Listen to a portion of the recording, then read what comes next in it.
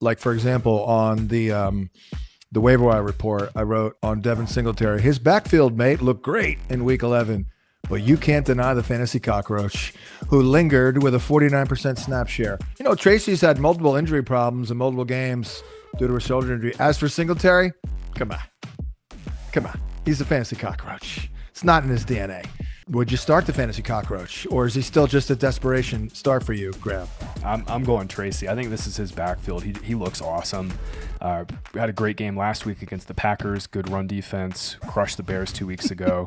I'm with you. That Singletary probably does annoy us. You're right. He is annoying. He doesn't annoy me, baby. I picked him up. I started him last week. What? What? Why are you shaking your head? You're welcome.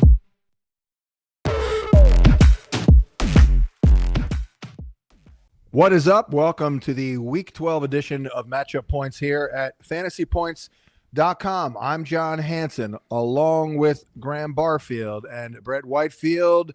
Couple of fields ready to rock and roll. Week 11, not that great. It was, for me, I've been kind of bragging about, how good my Sunday article has been. It wasn't that good last week, quite frankly, but right back onto the horse. We are in the doldrums of November, so we should be prepared for just crap, basically. I mean, the worst the NFL has to offer, I believe, is in the month of November. So let's get into it here. And we start with the Thursday night game, of course. Apologies if you're listening to the podcast after Thursday, but we did bump it up a little bit this year. It's going to be up there Thursday morning on the pod feed, wherever the hell you get your pods. Buffalo at the Houston Texans. I'll start with you, Brett. You do have some angles here on, at the very least, Woodrow Marks for the Houston Texans. What do you see there? Yeah, I actually like Woody Marks quite a bit this week. I like his props too. If you're in the prop game, go ahead and play that. I think it's 58.5 on DraftKings. Yeah, I mean, here's the deal. We know the Buffalo Bills rush defense is bad. Even the last 4 games where we thought they were turning it around, it's still 5 yards allowed per carry, 4th worst EPA per rush allowed. They get gashed with explosives as well. So, yeah, that's a good matchup from that standpoint, but it's also a great matchup from the standpoint of how the Texans approach the run game. It's a very motion heavy.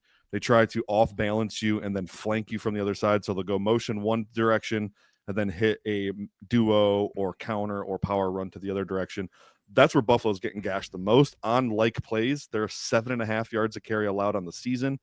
You can outflank this Buffalo Bills defense, and they have so many reserves now playing on the defensive line too. They're just not fitting gaps well. So I think this is a huge angle, and Marks hasn't been terribly efficient, right? I think 2.5 yards a carry and 18 pops last week, but that doesn't stop me from being excited here because the Buffalo's that bad. That bad. So you've got a Woody for Marks. Let's just say it that way. But let me go right back to you, Brett, and ask you this question, because for whatever reason, number one receivers have hit the Bills pretty hard. Like, remember the Drake London game? Like, they literally couldn't stop them. Tet did very well against them. Waddle got him really good. I mean, I think Christian Benford's good, but he's only one guy. Any thoughts on how these number one receivers are making hay against Buffalo? Yeah, it's 100% the run defense. Right. I know it sounds crazy, but they're getting into 3rd and 1s and 3rd and 2s, and you open the door to play action. And just like, and the Bills are a team that require their corners to come up and tackle as well. They're going to come fit the D gap and the E gap. And so they're committed to stopping the run on 3rd and 1, 3rd and 2. Well, you're going to get, popped with some play action shots downfield. It's not an ideal environment right now for anyone on that defense. They've also had a ton of coverage busts, way more than you would expect from a Sean McDermott defense. But it really starts and ends with that run defense being so porous. Yeah, it makes sense. Graham, what are your notes on this game? Because I know you've got notes. What do you have here? Well, we saw Keon Coleman last week get basically demoted. It'd be interesting to see if he plays. Gabe Davis kind of gave them an extra facet in their run game as a blocker that I don't think they really had in the run game this year. I think Terrell Shivers is also a little better blocker in the run game. This is a strength-on-strength matchup. Texans have been very, very good against zone concepts, zone blocking concepts this season. Yeah. They've been excellent. Sixth lowest success rate, I think just 3.4 yards per carry allowed. 3.41 yards carry allowed according to the Fantasy Points data suite. So, James Cook has been awesome in wins. I think Bills should control this game, even though Texans has kind of been a house of horrors for them going into Houston. I'm sure all those Bills fans remember that Texans game a number of years ago. Strength on strength. Josh Allen obviously just played one of his best games of the year, kind of changing up this offense, going back to a full rotation. Dalton Kincaid will miss. We'll see on Coleman. I think at the end of the day, this does come down to, the Bills' ability to run the ball against this really strong Texans run defense. This Texans run defense obviously, has been good all year, but they've been trending up and they've been excellent in the secondary. So all around kind of a strength on strength matchup here, I think. Brett, did you happen to notice, maybe I did because I played his prop and he died, but I thought Khalil Shakir looked terrible last week. He looked like he was on one leg. I don't understand what's going on with Khalil Shakir. I mean, I hate speculating, but he doesn't look right to me. I mean, that's for sure. The explosiveness after the catch just isn't what it's gone. No, he's got an ankle injury. Yeah, is that what it is? Okay, cool. Yeah. He was a full freaking practice Friday. I'm like, maybe it won't be that severe. No, he took a ball. I'm like, oh my God, he looks like absolute crap. I mean, that was out of nowhere though. Shakir's been at like a 21% or higher target share in I think 6 straight games. Schematically, I mean, Texans have been really good outside with Stingley. They've also been pretty good against slot receivers. It's not really a good matchup for him, but it's a short week, so maybe he is hurt. Yeah. And Graham, it's pretty sad, but I mean, I've had some good calls this year. I've had some bad ones, but one of the best calls, and not that I expected it, I had Dalton Schultz ranked 100 spots over his ADP. 100. And this dude's catching 90 balls this year. However, this week, Cade Otton was rotten in this matchup last week. So what do you think about Schultz against this Bills defense? I guess it's a function. Everyone's just running on them because they have not give up anything to tight ends. Yeah, they have not. They've been really good. I think, it's a function of scheme, but yeah, Schultz has been like one of the best value picks in FFPC leagues this year. He's like tied in 12 or 13 by fantasy points per game. I think this is an eco spot for all the reasons you lined up earlier, starting this top of the show here. Anything else jump out to anybody on this game? It's a tough one. There's no doubt. I don't know how you could articulate intelligently an angle on a Bills receiver at this point. No, it's a full. Yeah, I was just saying, Terrell Shavers looks nice on tape for what it's worth. It's like Matt Collins light, from what they had in Matt Collins last year. Right. So he's a man beater. Man beater can stretch the field, and he's a psycho in the run game, which they love those guys. So. Yeah. He's been around there. He was off and on the practice squad and all that.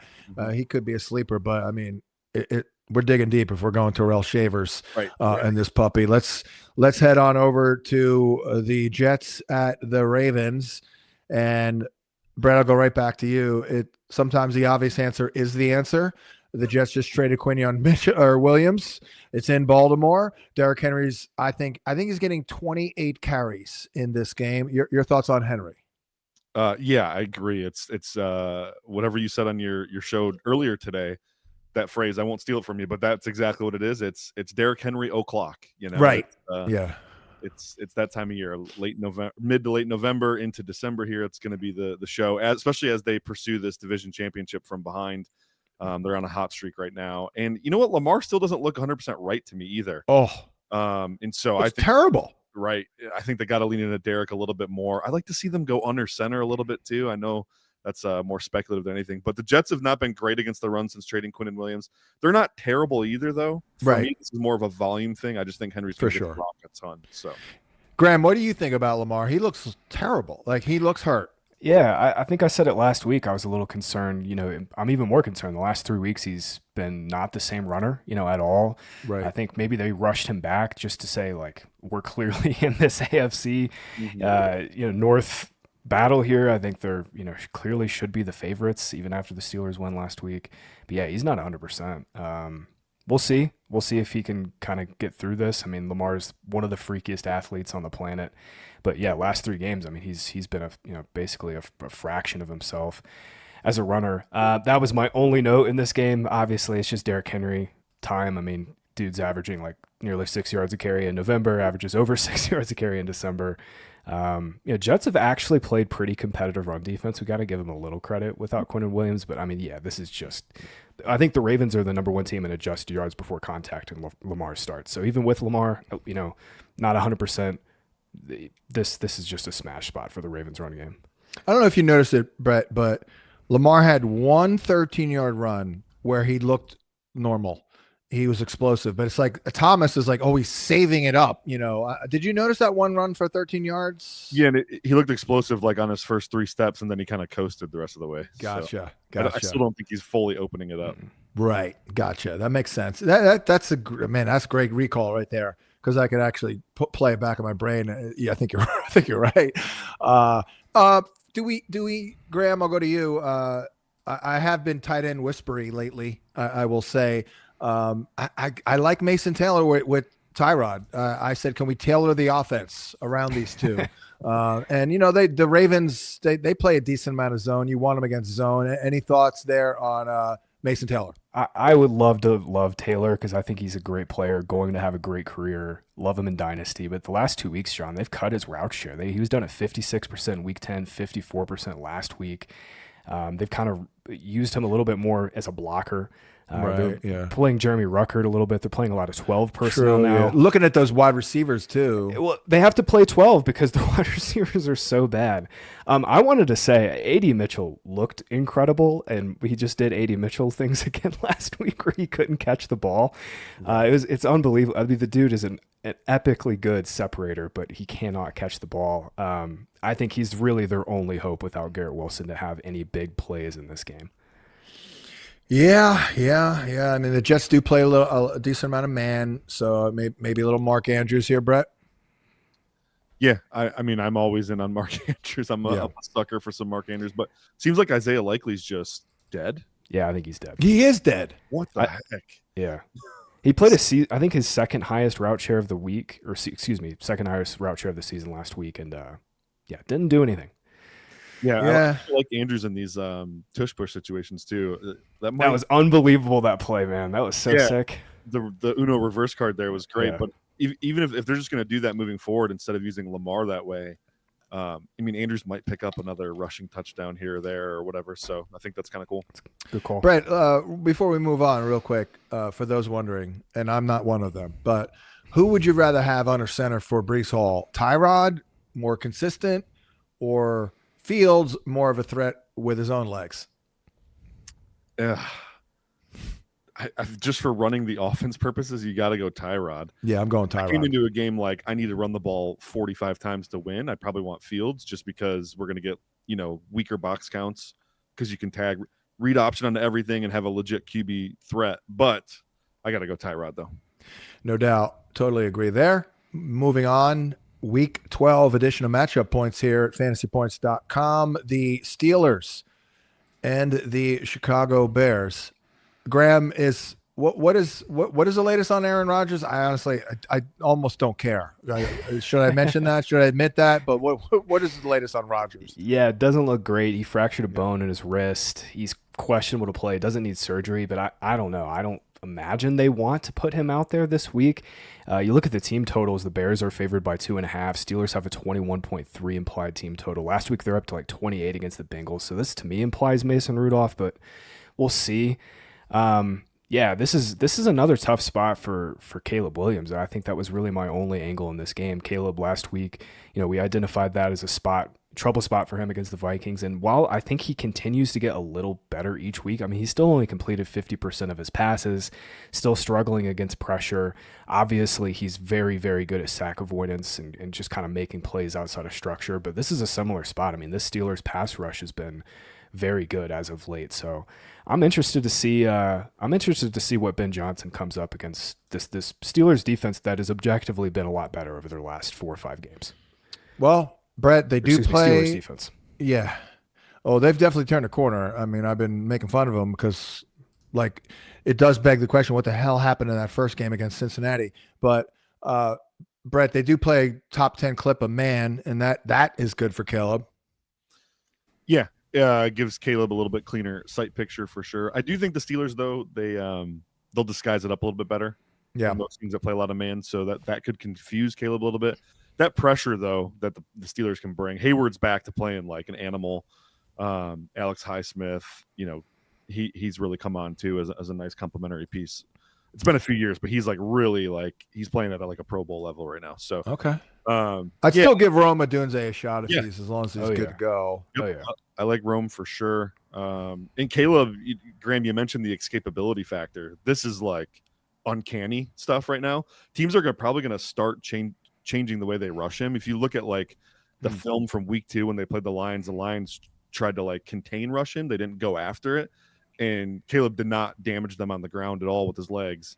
I think teams are going to start to move that approach if we get a lot more, because it's like you send blitzers after him. That's a mistake. He's spinning out of stuff and creating with his legs. And that's who he wants to be. He wants to live in that chaos world. Yeah. Don't allow him to do that. Make him sit back in the offense. And he has no idea where the ball is going when he throws it. So I would just make him throw it. You're doing him a favor. Exactly. Because you're opening up his best attribute, the escapability and the hero ball, and you're having fewer guys out there covering. Yep, exactly. So, I mean, geez, DeAndre Swift, Graham, I got to give him credit, man. This is pretty much every week he's running well. Yeah, I asked you, Brett, last week or maybe the week before, like after the Monungai game, what do you think of this backfield? Swift you were just right. I mean, Swift had just held on to it. It's not just obviously his versatility in the pass game. He's been a great runner this year too, having one of his best rushing seasons. I still think Monungai is like a really great bench stash, but yeah, last 2 games, 58% of the snaps. They're going to give Monungai some kind of change of pace role for the rest of the season. But yeah, I mean, this is another pretty good spot for Swift here as a home favorite against the Steelers team that probably is going to be without their starting quarterback. Not to be weird. Oh, go ahead. Go ahead. So not to be weird, but Swift, it looks like he's finally like filled out his body. Like he was a 20-year-old rookie and real small. And I remember I've criticized him a ton for like toughness issues. Yeah. I think he finally has the proper frame to take these hits. And nah, you're right. You're right. He was like so bad after contact early in his career and playing through injury, and now he's doing it. Yep. And he's still moving pretty well. Moving very well. Yeah. Before we move on, I have to ask about Pittsburgh. Is there a world in which Decoy Metcalf, Brett, is better off with Rudolph the red-nosed reindeer, basically? Like, is that possible? Because Rudolph does take some shot throws here. Is it possible? Absolutely, it's possible. Yeah. I don't know that I want to stake a claim on that, but it's for sure. Yeah. Right. You may not see much of a drop off at all, to be honest with you. It's not like Rodgers is lighting the world on fire. So right. No doubt. No, I mean, I would trust Rodgers with the keys to the car more. Yeah. But if I had to be in a shootout, I might go Mason Rudolph. Like something like that. Like if I needed pointage. And what is, Graham, back to you, what is the latest on Jaylen Warren? I assume we're good to go. That was a buzzkill loss if you took that prop last week. Oh my God. Yeah, killer for props, killer for DFS. Kenny Gainwell has the huge game. So he hurt his ankle, but prior to the injury, it was kind of close. Gainwell was playing a lot. I think Warren had 10 carries. Gainwell had 6 for like 18 yards. It was unbelievable. I mean, he was just like not even close. Gainwell took over at that point. I think Warren came in for 1 play or maybe 2 after that, and then they just shut him down because they were blowing out the Bengals. I think he's going to play. It's another great matchup. I did have to ding him in rest of season just because it kind of seemed like this was his backfield, right? He was at like 73% of the carries in his last 5 games before last week. And definitely kind of throws a wrench in his rest of season outlook if they're going to keep playing Gainwell a bunch. They brought in Caleb Johnson for 1 play, and he looked like an absolute slug. And they took him off. So it's all Gainwell. All right. Well, moving on to the next game here, Week 12, New England at Cincinnati. I was asked today, is this going to be the first game where Drake May throws for over 300? And I'm like, no, because they're going to run for over 300 up against the Bengals. But what stands out to you in this one, Graham, other than the fact that the Bengals have the worst run defense perhaps ever? I'm a little worried about the Bengals, their offense. I don't think Chase Brown's running. No Chase. T. Higgins going to be a mock man. I think Joe Flacco might be starting his annual process of turning into a pumpkin. Yeah, interesting game here. I'm with you on Patriots rolling. I think the markets are with you on Patriots rolling. Trevion Henderson thing is really interesting because do you put the genie back in the bottle? I don't think you can. Ramondre Stevenson should play, but this is just like the home run of all home run spots for any running back, and especially this Patriots run game that has finally found a little bit of life. I'm gonna write up Trevion Henderson as a must-start play and just say, like, I don't think they can go back to Stevenson. I still think we'll probably get like an annoying amount where he's like getting 30% of the snaps. Yeah. So I'm with you there. And Bengals, man, I'm scared this week. I'm not concerned long term. We'll see if they get Burrow back after Thanksgiving. That's his plan. But I'm off them this week. That's for sure. This Patriots defense matches up so well without without Chase. Obviously, they're going to shadow with Christian Gonzalez and bring help over the top on Higgins and basically just in the pass game make you beat them with Andre Yoshivas and Noah Fant. Oh, it's going to be a Fant game. Get ready. Okay. Fant's catching 5 or 6. Listen, it's almost December, John, so it's almost Santa Claus season. I mean, so. the holidays are upon us. It's week true. From okay. tomorrow's okay. Thanksgiving. It's Santa Claus time. Well, shit, you go into any store right now and it's all Christmas stuff, so you're right. So. Right. All right. I've already got my Christmas lights out, guys. I'm not going to lie. Oh wow! See, I'm a calendar slave. I'm like, man, I can't get into Christmas till I used to be that way. I have 4 kids, bro. They want to start. True. They want to start the whole thing now. Get that. The anticipation going where they're just real antsy about it. So, by the way, not for nothing, one of the most underreported stories in the National Football League is the fact that Noah Fant has caught 30 of 34 targets. Damn! Wow, that's impressive. 88%. With a quarterback switch, and he just joined the team. What's the 8 out on those? 1? No, it's not. It's not. I don't know. It's probably not as bad. I mean, he's averaging 8.5 yards a catch, which is low, but that's kind of where. That's only a yard or two lower than freaking everybody. Yeah, let's see. 8 out of 3 yards. Oh, so, that is low. It's pretty low. Yeah. Yeah. Okay. Well, but. We'll take it, whatever. Noah Fant, he has a guy that no one literally cared about, and here he is out there. He's on pace. He's going to catch like 55 balls. It's not bad. Anyways, this passing game, Brett. I got on the Drake May bandwagon, but I wish I pushed him a little bit more. But the entire offseason, my narrative was I don't think people are paying enough attention to Josh McDaniels because he's good. And you have a high pedigree guy in Drake May. I wrote up an article that was published in July, and I took over Drake May passing, and I mentioned, hey, we're not making enough deal about Josh McDaniels. Like they are pushing the buttons like it's like year 7 here, and Drake May seems pretty damn well equipped to be the trigger man here. So it does kind of make them a little difficult because there's like 4 or 5 different guys who can hurt you in this passing game. Yeah, it's wild too because there's a lot of meat on the bone. Like Drake May still has, he's these young quarterback things that he does. Where you're like, man, if he just stopped doing a couple of these things, exactly, yeah, we're blowing the roof off this business. So, Matt Collins, to your point, has really come alive. Like he looks good. He's a legit deep threat. Stephon Diggs caught 9 balls the other day, looking better and better, playing with a broken finger. Yeah, and then Demario Douglas, I kind of actually like him in this game specifically because the Bengals are an awful tackling team. They're giving up, I think, 55 yards on designed targets a week. That's a lot. And wow. Douglas is the screen man in New England. So, I think he could have a pretty high floor here. The schematic on our coverage map is popping with Pop Douglas. Yeah. Graham, do you have an opinion on Chase Brown in this game, by the way? I'll go back to you real quick. Yeah, no. I think he's going to have to get it done in the pass game. This Patriots run defense just hasn't allowed anything really to anybody all year. Christian Barmore's playing incredible. My only note on the Patriots side of this game is we've been hating on Hunter Henry. He's kind of been in a slumber here for the last 6 weeks. I think this matchup brings him out of his slumber. The Bengals their linebacker and safety group is so bad, giving up the most yards per game to opposing tight ends at 81. I will be writing up Hunter Henry as a streamer this week for the first time in like 2 months. I don't wish injury on anyone, but I wouldn't mind if Austin Hooper missed the week. I'll just say that right there. Yeah, you're right. You're probably right. Hooper will probably catch 3 for 55 now. Yeah. Giants at Lions.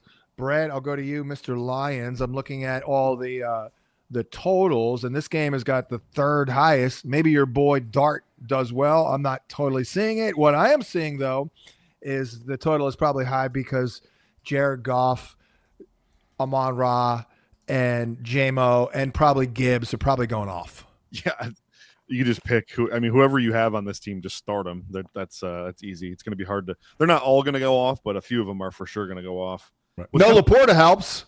Yeah, no, Laporta does help. Actually, that's a great point. What's interesting about the Lions right now is it's like identity-wise, they've almost flipped. Like they're a defensive team. They're like top 4 in defensive EPA per play, which is mind-boggling. This offense has carried them through this rebuild. So I still think they're a great offense, though. They just obviously, they're having some issues. The Goff Amon-Ra connection has been a little disconnected. I feel like because of that, they're going to go out of their way to make sure everyone knows that's still a thing. Right. But I do think J-Mo could have a great game. I like Jameer's 18.5 longest rush prop specifically. Play his over rushing yards too whenever that comes out. It is not out yet, unfortunately. But that longest rush, 18.5 for a team. Gosh, the Giants have given up their last 4 games have given up 21 explosive runs. I can't even wrap my mind around that. So 21 explosive runs, that's over 5 a game, 40 total on the season. So Gibbs is going to have a couple of those. Monty might get in the action on that too. It feels like they do have those games where they purposefully feed him on Raw. There was a game maybe a month or so ago where he was pissed about something and they freaking fed him the ball. I think there's probably something to that, no doubt. Graham, anything on the Lions here? I guess we're good. Anything on this game from you? This is just an unbelievable spot for this Lions run game. The Giants are giving up 6.6 yards per carry and a 59% success rate against man-gap blocking concepts this season.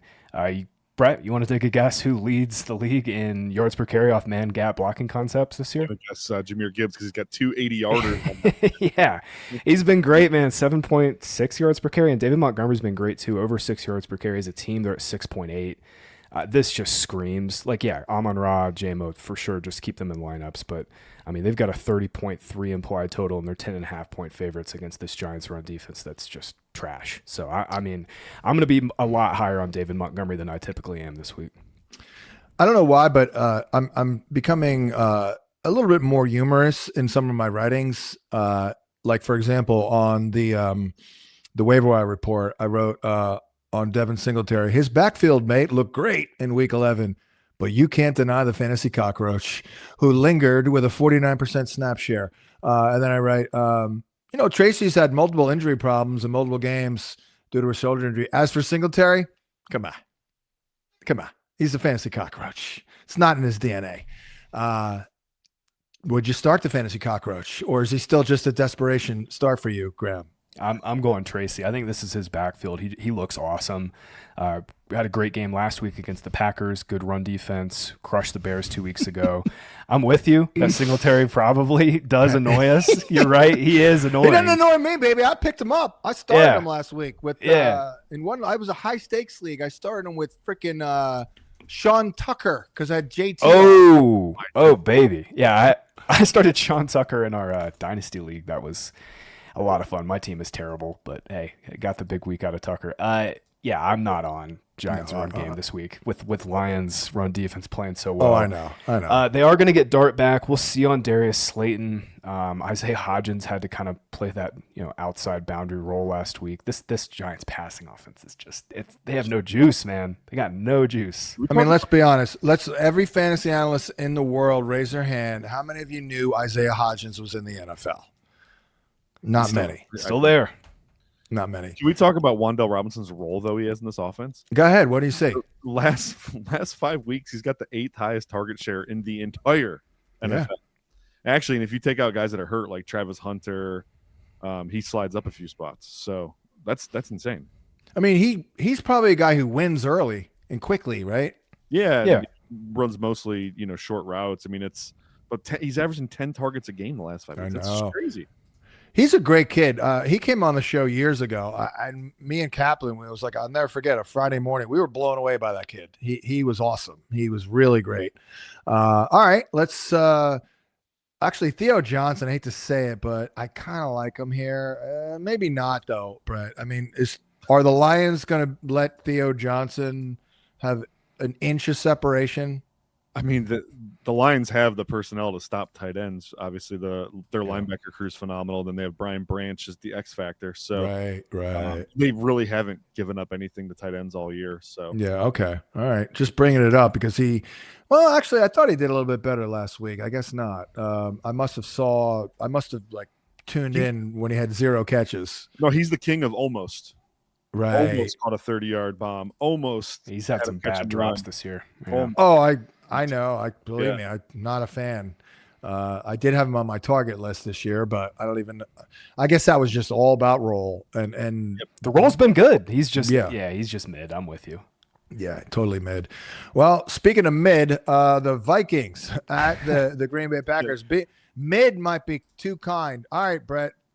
And I apologize for people. We have to go a little bit deeper into this. Give us the latest. From my perspective, I didn't watch the tape like you. I thought he took a step back in the touch and the timing. He was throwing too many fastballs again, and they were off the mark. But again, I'm with you. I still believe that the team is letting them down. I don't think the play calling has been great. I think Justin Jefferson, I'm starting to call him a front runner. And Jordan Addison dropping 61-yard touchdown. So what'd you say? Certainly not going to excuse JJ for everything. He could play better. There's no doubt about that, right? But over the last 3 starts, the dude has 7 batted passes at the line of scrimmage, 10 drops, and another 5 passes that we would chart as should be caught, where the receiver had pretty clean access, and then a defender came in late and knocked the ball away. I mean, that right there is 22 incompletions on passes that you would expect to be caught.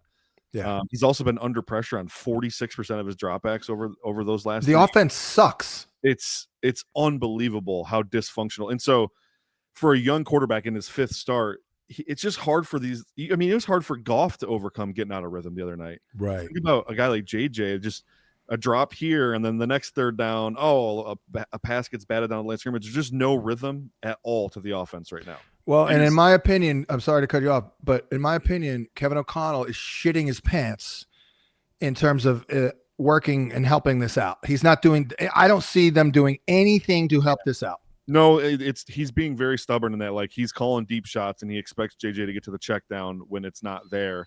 And to be fair, JJ did get to the check down more last week, but he also tried to fit the ball into some pretty tight windows downfield that were just not great. He needs to switch it up for sure. It's also real static. If you notice this, all the motion has kind of gone down a little bit. Right. How about this thought? End of the game, they're down. They need to score a touchdown. What happened? JJ, of course, flipped the switch less than 2 minutes to go in the game. He drove him right down the field. And who was a big part of that? TJ Hawkinson.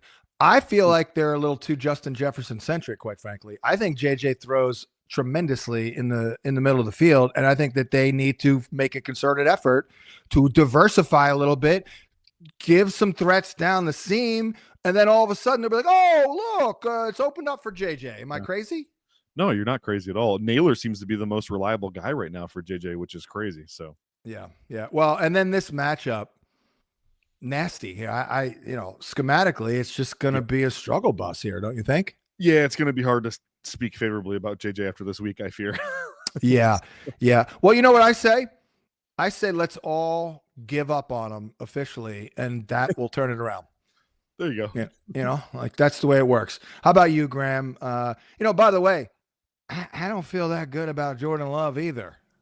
Yeah, I've been saying this for a couple weeks now. I'm very concerned about this offense without Kraft. He's just a huge part of their run game, obviously as a blocker, but also just a huge part of their pass game. And we've seen it the last 2 weeks. I mean, Love and this offense has just been a little bit discombobulated. As for the Vikings, I think for McCarthy, he's got like this thing going on where he can't make very easy pitch and catch throws to receivers that are open, but he's been very aggressive throwing into tight windows. Yeah. And he's just missed on some big plays. To Brett's point, they've had some drops, but it's been a little bit of like lowercase Trevor Lawrence, where like Lawrence does the same thing, where he makes these incredible tight window throws at times, and you're like, holy shit, this guy's the best quarterback in the NFL, and then he can't make the pitch and catch throws, and it makes you want to pull your hair out. At the end of the day, I mean, he's a rookie. His 5th start. I'm not gonna write the book on him. We've seen so many reclamation projects in the NFL. Right. Turn it around.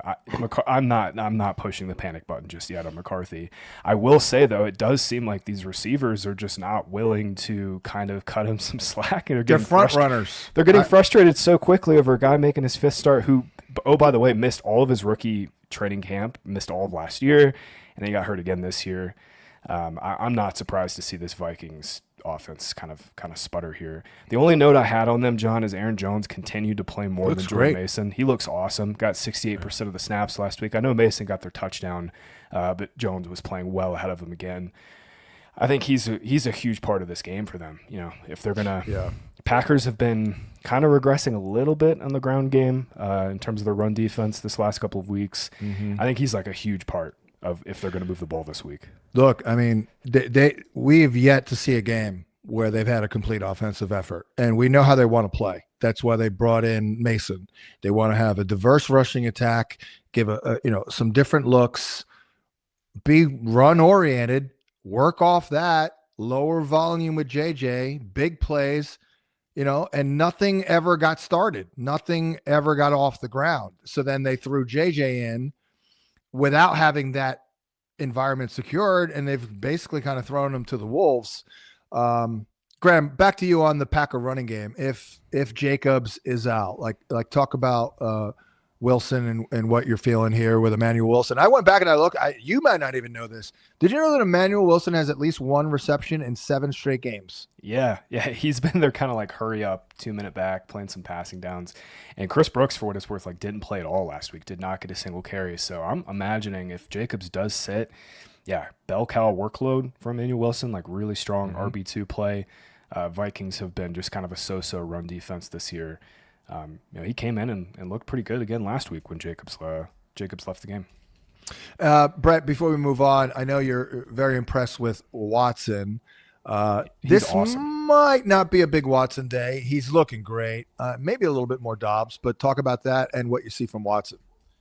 Yeah, Watson looks awesome. I think he looks like he's probably the best version he's been.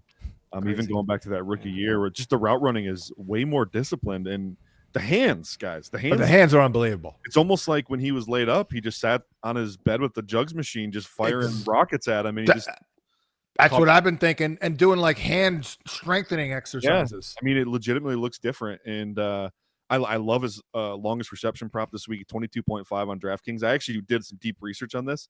In 70% of the games Watson has played, he has hit a reception over 22.5. That's insane. So it almost feels like free money. In the Vikings defense too, obviously they can be stingy at times, but they're so aggressive. He's going to get one-on-one opportunities down the field. And so all it takes is one.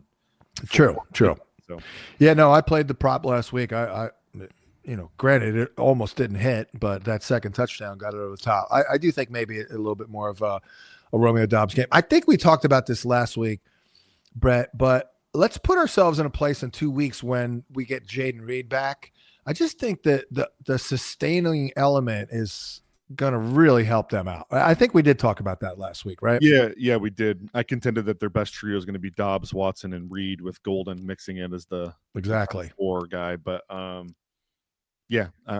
open to different opinions there. But yeah, I definitely think Reed will help stabilize some things a little bit. Let's go to Indy at KC. Next up here, covering week 12 on matchup points. We do show, some pretty good schematic matchups for KC coming off a craptastic game. Brett, back to you. I know you like Rashee Rice in this one. I did play a prop. It was like a late ad. I hate that. The late ad prop I added on Saturday that lost, but I guess I offset it with a McBride prop. I added that one, but Rashee didn't have a good game, but this one is setting up well for him. Yeah, before I talk about this, I got to remind everyone that today's podcast is sponsored by Fantasy Points Premium, which includes all of our betting and DFS content. Ladies and gentlemen, we are on a heater. We started giving out recommended anytime touchdown bets in week 6. We're up 30 units just over the last 6 weeks. To put that in perspective, a $100 better is up 3,000. Over an even larger sample, the legendary Justin Barnes is up 103 units with a 65% hit rate over the last 3 years. You can cop a Fantasy Points Premium subscription for just $87.50. That's not per week. That's for the rest of the year. Now through March, less than $90 to get all of our betting and DFS content. Yeah, man, Rashee played bad last week. The Denver Broncos defense has this ability to just take away your best asset. The week before, they did it to Brock Bowers, completely took him out of that game. And then this week, week 11, they took Rashi out of that game pretty quickly as well. This is a different story, though, against an Indianapolis team that's given up 94.5 yards a game to the slot over I think that's the last 5 weeks. They've been hit for 200 and 160 recently to slot alignments. So I know Rashi's not playing full time there, but he's like 50%. He's going to get a bunch of design looks. He should really attack that soft middle of the Colts defense there. So the Colts linebackers are very downhill players. Zaire Franklin, he gets after it. Because of that, though, they're not great in coverage. Those guys are really not. They don't have great movement skills, no lateral quickness there. So a guy like Rashi can really wreak havoc on a defense like the Colts. So I'm all in on him this week. Graham, looks like Isaiah Pacheco will return. I thought Hunt was okay last week, but I don't know. Does that excite you at all? It'd go back to some sort of early down split and Hunt getting all the goal line stuff. So yeah, not really. The only note I really had on the Chiefs game is, Rashee Rice every week, but this is a good spot for Kelsey. To Brett's point, Colts are giving up the second most yards per game to opposing tight ends. And for what it's worth, I think Kelsey looks way better. He was not himself to start this season. He looked pretty slow, looking like he didn't have a whole lot of juice left in those legs. Last couple of weeks, the separation, the route quickness has looked really good. And we've kind of seen some diverging trends with this Chiefs offense. Like it was previously, Kelsey was like the tight end 20 by points per game when Rashee Rice started. Now it's just like it's all Kelsey and Rice as Xavier Worthy's kind of been phased out of this offense. I mean, Worthy's like a complete non-factor. I also wonder if he's, a little less than 100%. He's been dealing with shoulder and ankle injuries, but he's like falling completely out of this offense. He has 7 or fewer targets in 6 straight games. He was just at 5 this past week against the Broncos in a game where Rashee Rice was kind of shut down. So I think this is all just Rice and Kelsey. And for what it's worth, the Chiefs just got slowed down by the Broncos last week, but they have one of the highest team totals on this slate at 27. I'm expecting a big bounce back game here from Mahomes and really Rice and Kelsey. I think those two guys are awesome this week. Yeah, totally. That was my note, because I do on the VSiN show. I look at the spreads and I say, I do like, what does it mean? I'm like, my note was good schematic matchup for KC passing game, big time bounce back. Yep. That's what I They're saw. gonna roll. Yeah. They're going to roll. I can't believe Kelsey's tight end 5 in points per game, and total scoring is tight end 3. I was in on him and Mandrews, which is saying something because I'm an ageist, but I just was like, you know what? These guys, I think they all had one good year left at least. Mandrews, maybe not, but he does have 5 tutties and he's coming up in the world. Now over for the other side, it's a little confusing for me with this Kansas City Chiefs defense. They haven't been lights out, but they can be. It seems like they can come up with a game plan that will shut your ass down. Brett, what are your thoughts here on Indy? We all know it starts with Taylor, so they're probably going to force Daniel Jones to beat them because that's what Steve Spagnuolo, I think he's more Belichickian than he's been. Yeah, I like Alec Pierce a bit in this matchup. I really like his over 26.5 longest reception prop if you're into the prop game. Kansas City's given up 44.8 completion percentage on deep passes. What's crazy is Pierce has an ADOT of 22, which is almost his prop number. It's crazy. That's funny. He's hit that prop number 2 in all but one game this season. He's had at least a reception over 26.5. So that's kind of fun. And I think about the way the Chiefs play defense with their coverages. They're not as man heavy as they once were under Spagnuolo. Mm-hmm. A lot of their blitz packages now are more of the fire zone variety, where they're playing a lot of base defense, 3 linebackers, and then they're attacking you with one of them, which leaves one-on-one matchups for a guy like Alec Pierce on the outside. And Trent McDuffie's a little scary, but he's not going to travel. So a defense that doesn't travel their corners and doesn't play man, that's attractive for a guy like Alec Pierce. Yeah, I kind of like Warren and Downs. Graham, any thoughts on Indy's passing game in this one? Yeah, Pierce has kind of taken over, not in terms of targets, but just in terms of production here with this Colts pass game. Just looks incredible, great deep threat. The Chiefs have just not given up anything deep. They just play a lot of too high. It'll be interesting to see how they fit the run. I think Chiefs have always played super competitive run defense, but if they are going to play too high, I know they disguise a ton, do a lot of like very right at the snap in terms of their disguises. But if they do play too high, I mean, this just screams JT to me. I mean, the Colts have been blowing everybody off the ball. I think they could do it here. I think that's kind of the avenue for the Colts this week is just try to give JT the ball 25 times coming out of the bye, Right. keep Mahomes off the field. Now, Brett, real quick, not to get all into the weeds, but if you play too high, that doesn't necessarily mean you're giving up on stopping the run, right? It can, It can. Yeah, so the Chiefs and the Bills are the two shining examples of this. Right. They traditionally get run on because they sit back and play too high on early downs. They don't care. Right. The Chiefs have been better about stopping the run in those situations where the Bills have not, obviously. Mm-hmm. But yeah, I mean, it's not that you're giving up on it, but you are removing a guy from the box. Right. You'll probably limit explosive plays because you got two safeties back there, but you're going to give up more of that grinded out style where you'll give up 5 yards a carry, something like that. But the Chiefs, though, they compensate for that by playing a lot of base. So they'll go too high, but they'll have 3 linebackers on the field. There you go. Exactly.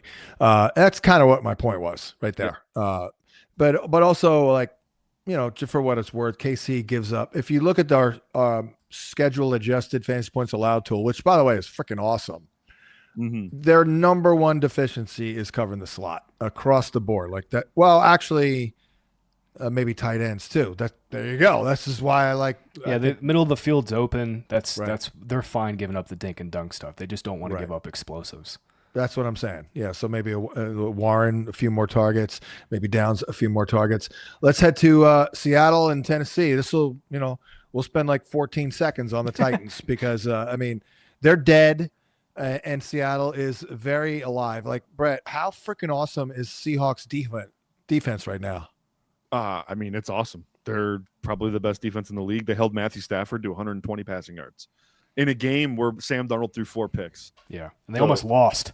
Yeah, right. The Rams almost lost that game. Really impressive. The pass rush, the coverage unit, they're so stingy on the outside. It's unbelievable. Yeah. They don't give up anything to outside receivers.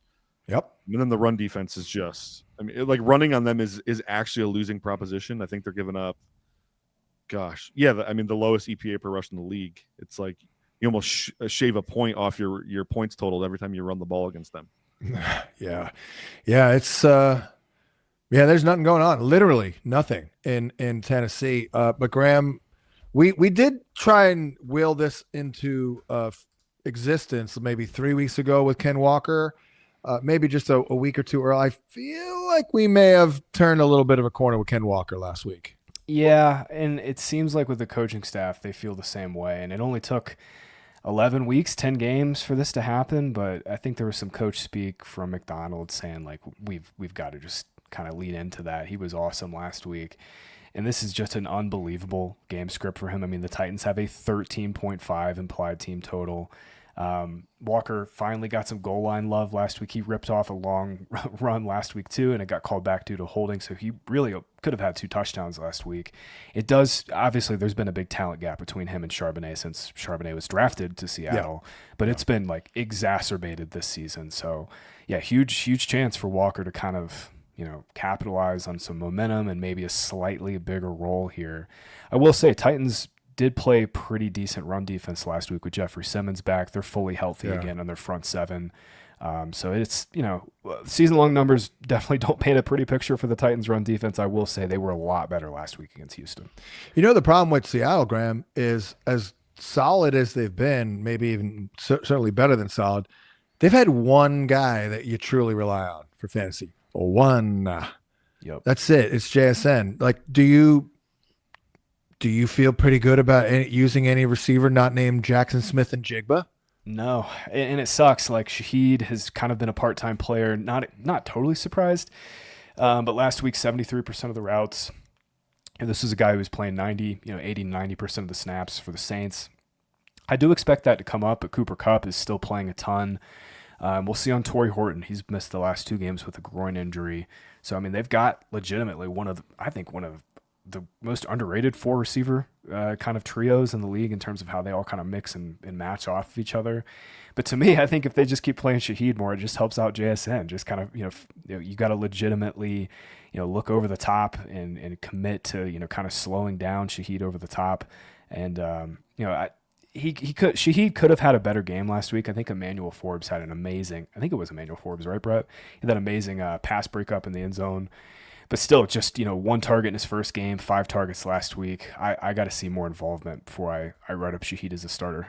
It seems like go ahead, Brett. I was just like, can I rap about Kenneth Walker for a second? Yeah. So one of the things that stands out to me, like I'm very optimistic moving forward with him, not just because of what the coaching staff is saying, but all the talk this whole season has been personnel groupings. They play a lot of heavy. They force you into these mismatch opportunities and take play action shots. That's how they've been crushing teams. And now what you're seeing the last 2 weeks is teams deciding we're not going to let you do that anymore, and we're going to play nickel and dime. We're not matching heavy with base anymore. Chris Shula for the Rams, he matched their heavy personnel with 14 snaps a dime.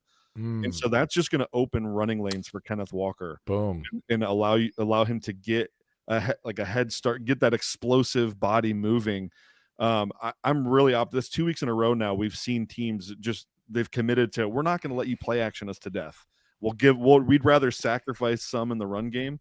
And that's obviously the smart approach. Teams should have, switched to that way earlier in the season. But I do think you'll see teams play them that way. And I think it's a big sign. I think it's really great for Walker moving forward. He's going to get a lot more free looks into the second level. And with his speed, that's going to yield big plays. I mean, that makes so much sense. I'm almost wondering if they planned it that way. For sure. I mean, that's why you do the heavy stuff. You force the defense's hand one way or the other. It's like either we're going to get free shots on the field or you're going to allow us to run the ball down your throat. So right. No, I'm saying playing for 2 months with the heavy stuff. Right.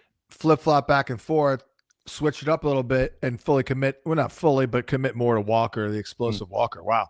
That's they got it going on there in Seattle. Of course, the quarterback threw 4 interceptions last week, making, the J.J. McCarthy narrative got saved a little bit by that. But again, it's still to my point. Okay, I've been a Vikings fan for 50 years. Right now, I'll take J.J. McCarthy over Sam Darnold. Maybe not for this year, but still not even close. Not even close. We thought that man was dead, but he's still alive fully. The ginger is back out of the bottle. I don't know that we're getting it put back in. You know why it's back, Brett? Because it was a big spot. Yeah. I mean, I hate to say it, but that he did this last year with the meltdown. I mean, he did come up with some big games late in the year, but when it truly mattered, Jacksonville at Arizona next up. I'm just kind of blown away by Jacoby Brissett. I don't know why, but it just kind of came to my head. Like the way he's playing, it reminds me of a future of an inevitable Hall of Famer in like his last year. It kind of reminds me of like late career Warren Moon. Like it's not unbelievable, but it's really good. What do you see with Brissett? Is he playing that well, Brett? I mean, yeah, he's playing good. He's playing better than Kyler. I think that's the most important thing. It's the way, like, I think the catchable ball rate's roughly the same. The hero throw rate's maybe a little higher, but the turnovers are low, and he's just running the offense. He's getting the ball out on time. Even when he goes from 1 to 2, he's actually going from 1 to 2, where Kyler was 1 to run around and scramble and try to figure something out, where Jacoby's actually getting through the reads. So it's impressive what he's doing. It's crazy. It's not doesn't seem that hard. Like it's hard of a concept. Like you're just throwing the ball where it's supposed to go. And the next thing you know, you've got an NFL record for completions in a game. Graham, has your opinion changed at all about Drew Petzing? I think mine has a little bit. Yeah, I think so. There's still some stuff that I think he could be doing with Marvin Harrison when he's back to kind of just free him up in terms of getting him involved more, on their horizontally breaking routes, getting him crossers, getting him kind of on the move. But yeah, I mean, definitely. And it's what Brett said. I mean, it's just Brissett actually runs the offense. Now that was like a historically great matchup. I mean, the Niners just don't have a pass rush. They've lost a ton of linebackers. They don't really have a good secondary to begin with. It's just an awesome, it was an awesome spot. Good news, it's another awesome spot. Jags have been really, really rough in the secondary. Brett, you have a stat over the last 4 weeks that, they've been terrible. But I mean, the season-long numbers have been terrible for the Jags all year. I think they've been bottom 3 or bottom 4 in yards per game, allowed outside wide receivers. So, no Marvin Harrison again this week. Michael Wilson is, I wrote him up as a good flex play last week, and my God, he ended up just absolutely smashing the Niners. It's kind of a similar spot. Jags don't really have that good of a pass rush. Josh Allen and Trayvon Walker kind of woke up a little bit last week against the Chargers, but yeah, it's a pretty similar spot overall for the Cardinals against a weaker secondary and a kind of bottom 10, bottom 15 pass rush. Michael Wilson, you want to talk about body language? His body language was saying like, I'm free. Unbelievable. Like he had a pep in his step. Like and Trey McBride is just so freaking good, man. That's the first guy I watched at the Senior Bowl, and I couldn't take my eyes off him. I'm like, this guy is good. Mm-hmm. I don't care what I'm no scout. I'm whatever. That guy's good. So good.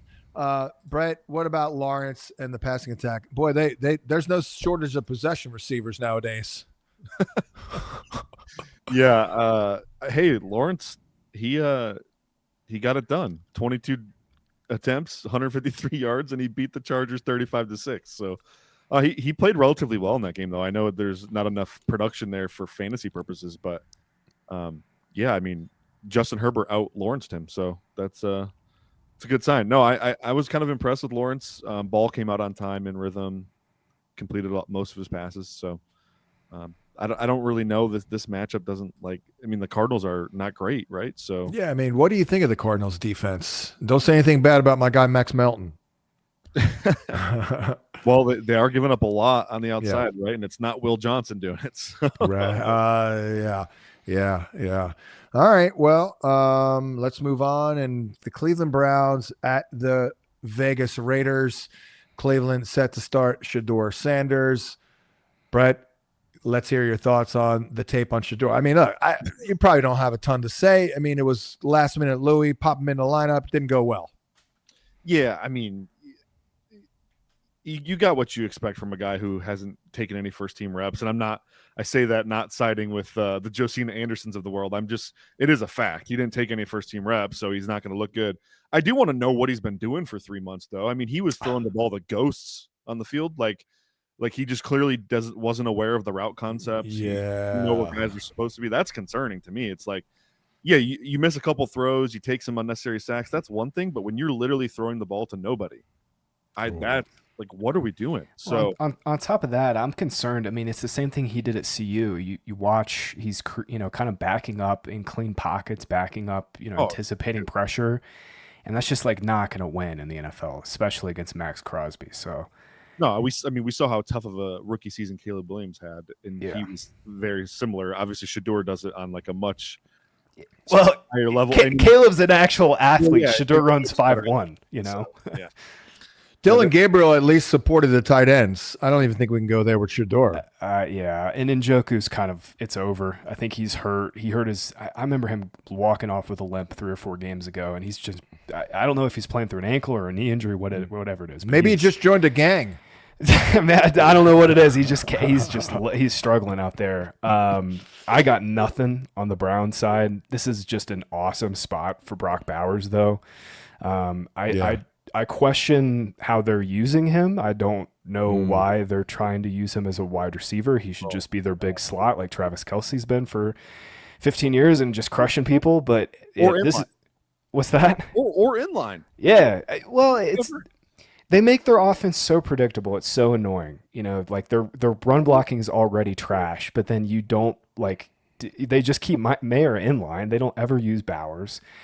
So when you see Bowers split out wide, you can kind of just eliminate that it's probably not a run. Anyway, this is just a great spot, though. Bowers is tied in 2 in targets per route run, yards per route run when facing man coverage this year. Only trails Tucker Kraft, and Cleveland is playing the second most man coverage. And Geno's at least a little better against man. Yeah, exactly. You define, the reads a little bit for him. Pass rush obviously is awesome for the Browns. I mean, Myles Garrett's going to be in Geno Smith's lap 5 or 6 times in this game, no doubt about it. But yeah, it's a really good spot for Bowers. And then Brett, real quick before we move on, I don't think Shedeur Sanders is going to do anything to help Quinshon Judkins out whatsoever. No, I don't. I think that's safe to say. A lot of 3 and outs, a lot of third and long. I mean, like, Yeah, it's not good. Sacks. I wouldn't let him throw on first down probably because he's going to take a sack and put you behind the chains. So Right. and the Raiders like kind of been stingy against the run lately. They've been very good. Yeah. Like last 4 games, 3.47 yards per carry allowed. They weren't great Monday night, though, I will say. Yeah, no. Javonte had a couple explosives, but I mean, over the full season, they've been pretty good. Yeah, Javonte even only averaged 4.2 a carry. I mean, he had to grind out. Oh, that's true. Grind out on 22 attempts. Yeah, so. I guess that's true. Yeah, he did rip off a couple early, but then I guess you know what? Honestly, I went to bed. That game was so boring. I've been going to bed. Some of my best decisions have been going to bed in the second half. Of You missed a hilarious end of the game. There was 5 kneel downs, and the game total was at 49, and the total was 49.5. Yeah. That was interesting. That was not gonna lie. You know what else was interesting? I played on the VSiN show. Tyler Lockett, longest reception under 14.5. He caught a ball in the first half, and I'm like, oh no, that's close. 14. I'm like, oh my god. And then 2 minutes, and then 2 minutes later, the old SpongeBob meme, 15. Yeah. It was 15. Yeah. So I don't know what to say, but I had to get my shot in, so I did something on the VSiN show with my megaphone. I'm like, that's a gain of 14 for Lockett. Check that. We just found out that John Hansen took under 14.5, so let's make it 15. Thank you. Anyway, moving on to the Eagles and Cowboys here. Yeah, baby. Big one. We show it as a poor schematic for Jalen Hurts. But Brett, how about this Cowboys defense? Like, are they good now? Well, they've got some things right. I mean, they found a gem in Donovan Izaraku. Go figure. My 10th overall player in the class is good. Whoa. Quinnen Williams all of a sudden plays now, so that's fun. They do draft well. They draft some ballers. Yeah, Jerry has a knack for drafting here and there. Yeah, so I mean the defensive line's come alive though, and what Demarion Overshone is back too. So they've got some things going on. Deron Bland's playing a little better too. I mean they're not hemorrhaging plays in the pass game now, which is nice. So. Well, it's probably a poor schematic matchup because the Cowboys don't play any man coverage. Right. Jalen Hurts leads all quarterbacks, or maybe second best in fantasy points per dropback versus man. My note in this game: this is just an awesome spot for Devonta Smith. Leads this Eagles team in targets, yards per route run over A.J. Brown by like a significant margin. Smith is at 2.4 yards per route run versus zone this year. Brown is at 1.0. I think A.J. Brown's lost a step. This, just to my eye, does not look nearly as explosive. I'm not sure if that hamstring injury has lingered into the full year. I'm not sure if he's dealing with another injury. But, Brown last week had a great matchup against the Lions, and Jalen Hurts obviously struggled in that game. Call a spade a spade. He really struggled, but I'm not seeing the same level of separation from Brown. But this is just like this is your boy, John, Skinny Batman. This is his spot.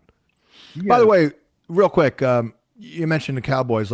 So I guess they're going back. They're back to zone now because they were playing man. A little bit more for a week. Yeah. Yeah, it was it was a little bit more, but they're still like nearly 80% zone. Right. Okay. All right. Well, that is Skinny B for sure, and maybe not. Go ahead. 5 weeks, Devontae third in target share. Yeah, he had one catch last week. I mean, it was just a brutal game for Hurts. This is just an unbelievable bounce back spot. Yep. And what about on the other side? I think it'll be a CeeDee Lamb game because it's like, Brett, pick your poison, right? If you want to travel a wide out or a corner, who are you putting him on? I think it's George on Quinyon Mitchell more often than not. Yeah, I don't know that they're going to go Quinyon. Based on the alignment numbers, if they didn't travel him, George would see a little bit more Quinyon than CD. I think that is true. But CD is going to see a lot of Cooper DeJean though too. Yeah, true. Yeah. So yeah, by the numbers, Eagles have been the second best team in terms of schedule adjusted fantasy points to the slot. -5. I don't think it really matters, but they're at -5. Lamb is just that good. Doesn't really matter, but I think the real question is which receiver has the best chance to get that number 2 corner. Turpin. Yeah. Oh no. They're playing Ryan Flournoy too quite a Yeah, bit. Flournoy. So, yeah. All right. So you think it's just they're gonna? I mean, they're not gonna travel Cooper DeJean or anything like that, right? Would they? No, but CD's been back in the slot a little bit more lately. So, yeah, I mean, I'm not saying sit these guys. I mean, you're still playing Pickens and Right. So- No, I liked CD Lamb's prop was 73.5. I thought that was pretty good, but then again, if it's Cooper DeJean in there, I still like it. But anywho, George is 66. Do you think the Cowboys can move the ball here, Brett? Yeah, I think they can move the ball on anybody. I mean, the Eagles' defense seems to be they're going up. You know, They were much better over the last 6-7 games than they were in week 1. I thought Dak played great week 1. He just missed on a couple big plays, and they had some. That was just kind of a weird game in terms of the game script too. But Dak was awesome week 1. I think Eagles have been stingy, but Dak is playing at MVP levels. Honestly, he's playing extremely well. I've never been more vindicated about a player take than George Pickens, though. I thought he was so good in Pittsburgh and just like held back by a terrible offense and scheme and quarterback. And what do you know? You get a quarterback like Dak who's willing to throw into tight windows, and he's awesome against man coverage. Like Pickens is just going off this year. You got to get him going early, man. He is such a ball of energy, and if he doesn't have anywhere to go with that energy in mid game, it goes dark, it goes negative over there. Brett, do you have any thoughts on? You remember this guy? I don't know if you heard of him. His name's Saquon Barkley. A lot of people were talking about him. It feels like he's almost doesn't exist. But do you see any signs of promise? I like their schedule starting in a couple of weeks. But anything on Barkley? I think it's really offensive line. Like offense not being able to sustain drives has been a big issue, and then offensive line. They've had guys in and out of the lineup all year. Yeah. It's similar to Detroit. When Detroit's run game isn't moving, it's because inexperience up front, right? And Eagles have suffered kind of the same thing. Lane Johnson probably going to miss some time, right? Is that what it's looking like? Yeah. So yeah. And they, by the way, they don't do a great job getting them scheming them balls in the passing game. Let's be honest. It's checkdowns only. They did for the like most part. They did like one game. It was against the Vikings, I think. Actually, It was a one game he caught a touchdown on a wheel route. Yeah, I think that was against the Vikings, right? And other than that, it's like okay, occasional check down, but Hurts doesn't really check it down either. So Yeah, exactly. So it would be incumbent upon them to find somewhat creative ways to get the ball out there in space and all that, but they're just not doing that, which probably means their OC is not very good, quite frankly, because we are talking about freaking Saquon Barkley over here. Next up, Atlanta at New Orleans. Well, where do we go from here, Graham? I am the only person in the world outside of Tyler Shuck's family who thought he threw the ball pretty well in at least his last game. Maybe not. I thought he threw it the week before that. But here's a hot take for you. Trade for Alvin Kamara. Oh man, you got to explain that one. Okay. All right, I will explain it. Yeah. What's his face is on IR. Kendre Miller. Yeah, Devin Neal's not. Devin Neal is not ready to do a single thing on the ground. Kamara looked actually decent in their last game. Yeah. And he also, when you look at the roster, they don't have anybody. So if I'm Kellen Moore, I'm looking at this schedule. I'm like, you know what? I'm just going to make Alvin Kamara a foundational player because they've got Atlanta, Miami, Tampa, Carolina, Jets, Titans. I mean, he should stay involved. That is a good schedule. I mean, Tyler Shook, for what it's worth, I was questioning the Rattler move. He has been pretty good. You look at our charted accuracy numbers, he's been pretty solid, especially his last game. 59% highly accurate throw rate last game out. He's also had some pretty decent hero in terms of his hero-worthy throw rate, up near 7-8%. So, yeah, I mean, I know we were all kind of gritting our teeth with Olave. That's probably a good call with Kamara, too. I mean, the role has been so bad all year. I mean, it's been so bad. But to your point, they've got really nothing left. Atlanta also struggles on run defense. That's kind of been their one big thing all year. Yeah. I want to ask you, Brett. Maybe I didn't put enough stock into this. Obviously, Carolina has got the Monday night game this week, but Atlanta's defense is very banged up. Like, was that Bryce Young just playing at a very high level for, 1 week, or is it, Atlanta just kind of missing some pieces here? Because I kind of want to like the Saints this week. Atlanta's done this kind of all year. Where they've lost 5 in a row, right? The Jekyll and Hyde, man. Yeah, but they just completely no show on both sides of the ball in some games. So, I definitely think the injuries though are hurting. They're so small on the D line though that when teams realize they can just run through them, like to your point, John, Kamara probably. I didn't even think about Kamara honestly, but now I'm processing out loud. Kamara's probably gonna have a huge week. Yeah. And by the way, over the course of the rest of the season, I'm not saying he's going to kill for you. I'm saying he's going to get you 13.8 points a game, which is not bad. You know what I mean? Like, that's not a bad third running back. I do like Juwan Johnson in this game. Good schematic here.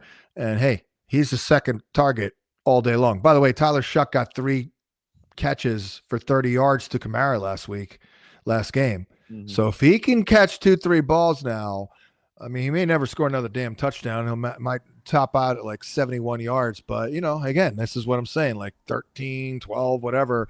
Not too shabby. Kyle Pitts is dead, though, now, right? He might not have to be without London. I mean, maybe they zombify him a little bit. London, got this knee injury. We might see a zombie Pitts game. I liked Pitts last week, and he pulled the rug out. He had a great matchup against the Panthers. 2 catches for 14 yards. He's the same player he's always been. But he'll be more involved. Darnell Mooney is going to be more involved this week too. He has shown some signs of life. But man, he's been awful all year. It's been brutal. I know. Cousins, he's okay, like within 10 yards of the line of scrimmage, but the zip on his ball is it's gone. So he does like Mooney. He does love Mooney for but when you can't stretch Mooney's their field stretcher. So if you're you like can't me, push I the love ball down Mooney. the field. Yeah. The fact that I love Mooney doesn't mean that it's going to change the fact that I have a pretty weak arm. Yeah, so, exactly. All right, let's move on to Tampa at the LA Rams. I got to tell you, I have not had a warm and fuzzy feeling about both of these offenses, these passing offenses. Last week, I said trade Baker and Stafford. Now, I'm definitely a lot more worried about Baker. I feel like, Brett, this is a pretty good litmus test. Like, not that the Rams defense is great or bad or anything. They're good, but I feel like Baker, there might be something problematic here. Like, it doesn't look good lately. So is it injuries? Is it Baker? Is it no Bucky Irving? I mean, he has excuses built in. They lost Mike Evans, all that, but it doesn't look good. Yeah, it's one of these cases similar to JJ, just on a much smaller scale. Is like when you just consistently get pushed out of rhythm because of one reason or the other. That's right. It's bad for QB play. So like what happens is like he gets a drop on second down and he's in third and long, and then Baker still has this tendency where he wants to hold the ball forever and try to be a hero. I think that's plagued him a little bit. His time to throw has kind of gradually crept up a little bit. So I think, we know, like, doing hard analytics research, like the longer a QB holds the ball, the worse that is for them. The only one that's not true for is Josh Allen. So I think it's just a combination. The lack of run game too is crushing them. I mean, and I know they ran the ball well last week with Sean Tucker, but before that, they had nothing going on in the run game. So, yeah. Are you feeling warm and fuzzy about anything here, Tampa Bay Buck-wise, or on the other side, Graham? Yeah, this was a great matchup last week for the Bucs run game. This week, kind of opposite. Rams have been sneakily pretty good last week. I know Ken Walker had a couple nice runs, but Rams have been one of the top 10 run defenses in the league. Obviously, they've been pretty good against the pass because of their pass rush as well. So I'm with you. This is a pretty tough spot for Baker. I think he's going to project like a low-end quarterback one again, but I'm not like super, super stoked on it. Stafford against the blitz is going to be a lot of fun. Obviously, McVay, has had a lot of success against Todd Bowles in the past. Stafford has been awesome when blitzed this season too. So I'm wondering if Bowles kind of dials it back a little bit and plays a little more zone coverage and just tries to keep everything in front of him this week, and kind of maybe he's learned from his mistakes that you don't blitz Stafford as much as he has in the past. Brett, I wanted to ask you about that. Like, for this spot, what does this matchup kind of lend itself towards you for the Rams offense? Yeah, I mean, we're Todd Bowles is unashamed to blitz. Yeah. 40 was it 35% of the time. So, but this year they're playing less man and more fire zone, similar to what you're talking about with Kansas City, where they've kind of pulled back on the man a little bit. So I still think Stafford's going to shred this defense, though. And I think he's going to do it with Puka. 88.5 for Puka. Anybody taking the over there? I think that might be the lowest it's been all year, John. He's been in the 90s or hundreds. That's why I'm bringing it up. Yeah, I actually won a Puka under 7.5 catch prop last week. You want to talk about close for comfort? For God's sakes, the man caught 7 balls. I thought I lost it. Actually, I thought it was 6.5, and I was like, "Oh wait, that's right, it was 7.5." I would be literally insane to take under 6.5 catches for Puka Nacua, but 7.5 was maybe a bridge too far. Anything? I kind of like Kyron Williams too in this game. Tampa Bay's run defense has really started to struggle. They started hot with the return of Vita Vea, obviously, but then, last 4 games up near 5 yards per carry allowed.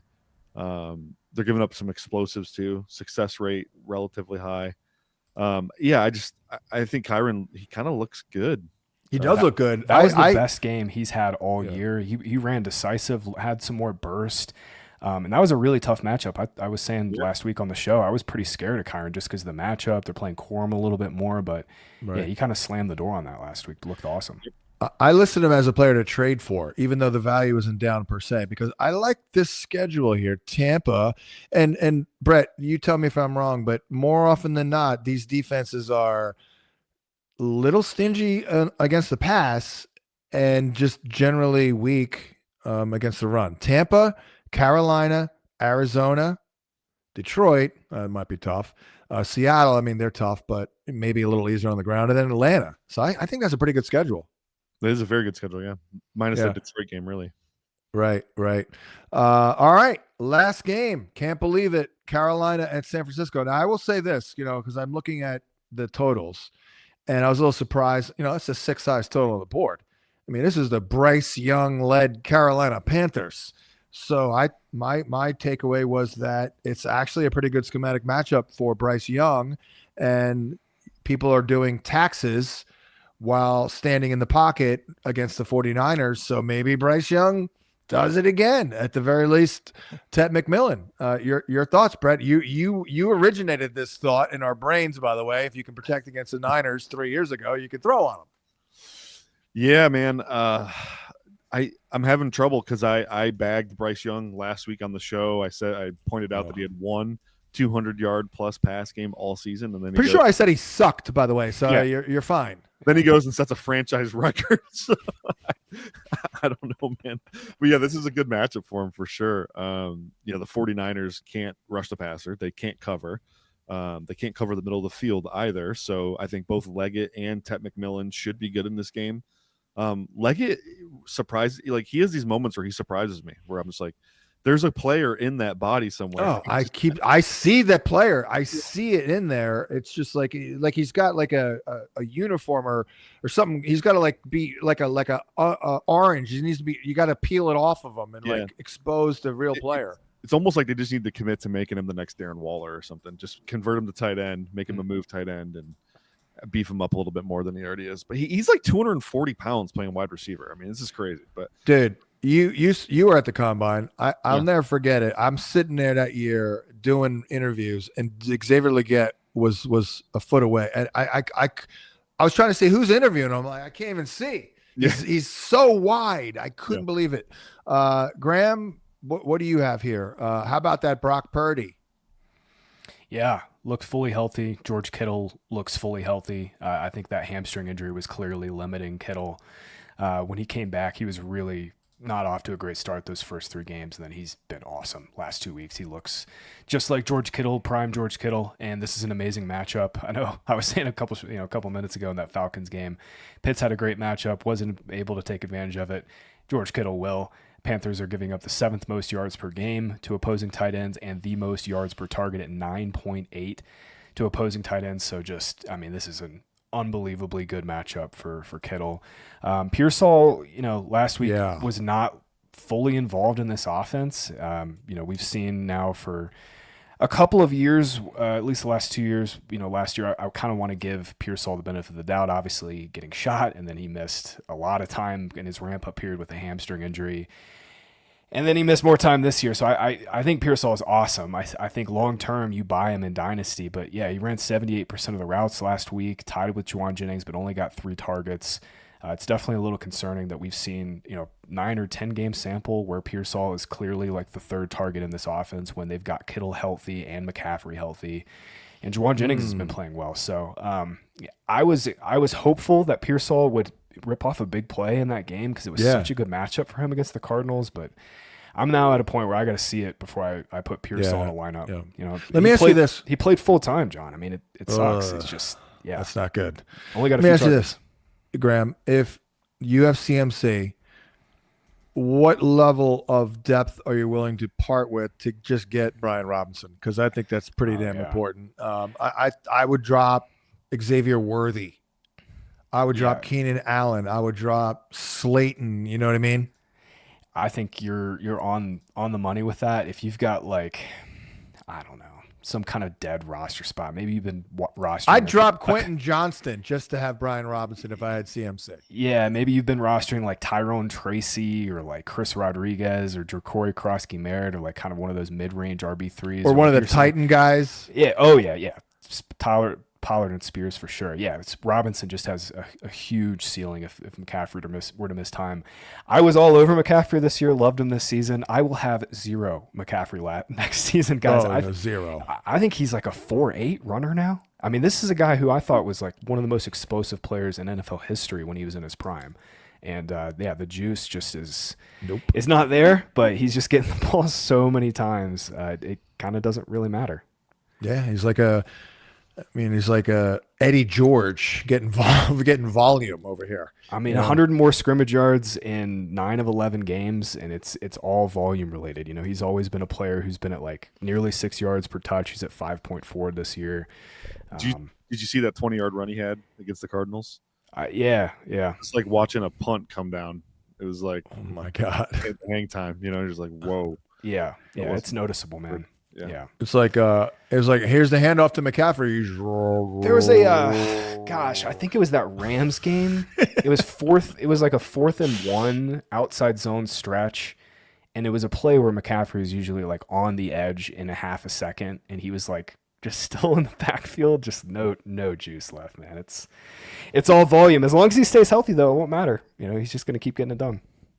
Well, that will be a wrapperoni on this here podcast. Make sure, for those not subscribing, Graham, maybe you can help me out here. We have discounted these prices so significantly. Go to fantasypoints.com, click on the plans link on the top right, and you'll see all the plans. But Graham, what is the latest? Honestly, we're literally, I'll be honest with our podcast listeners, for those who aren't subscribed, we just want you to get in the door because, if you listen to what we're saying and play some of our props like Justin Barnes, you're going to pay off your subscription with the content.